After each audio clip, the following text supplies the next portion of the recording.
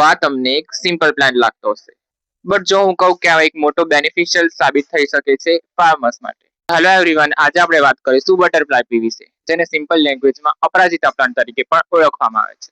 તો અપરાજિતા plant લેગ્યુમિનેસી ફેમિલીથી belong કરે છે. અપરાજિતા પ્લાન્ટના ફ્લાવર મોસ્ટલી બ્લુ કલરના જોવા મળે છે, જે એન્ટીઓક્સિડન્ટથી ભરપૂર હોય છે. આ પ્લાન્ટનું પ્રોડક્શન લેવાથી ફાર્મર્સને પણ ઘણા ફાયદા છે, કારણ કે તે એક લેગ્યુમિનેસી પ્લાન્ટ છે, જેથી તે એટમોસ્ફેરિક નાઇટ્રોજનને સોઇલમાં ફિક્સેશન કરે છે, એટલે કે તે સોઇલની ફર્ટિલિટી ઇન્ક્રીઝ કરે છે, અને જેનાથી આપણે કેમિકલ ફર્ટિલાઇઝર્સનું યુઝ ઓછો કરવાનો થાય છે, જેથી આપણો ઇનપુટ કોસ્ટ ઘટે છે.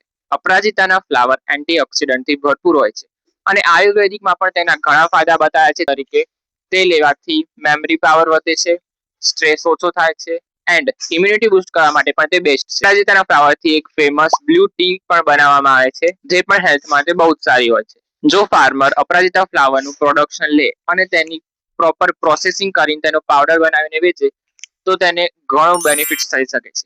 એટલે જ કહેવામાં આવે છે, હાર્ડવર્ક નહીં પરંતુ સ્માર્ટ વર્ક કરવું જરૂરી છે. અને હા, આ સિમ્પલ પ્રોસેસિંગથી પણ ફાર્મર પોતાની ઇન્કમમાં ઘણો વધારો કરી શકે છે.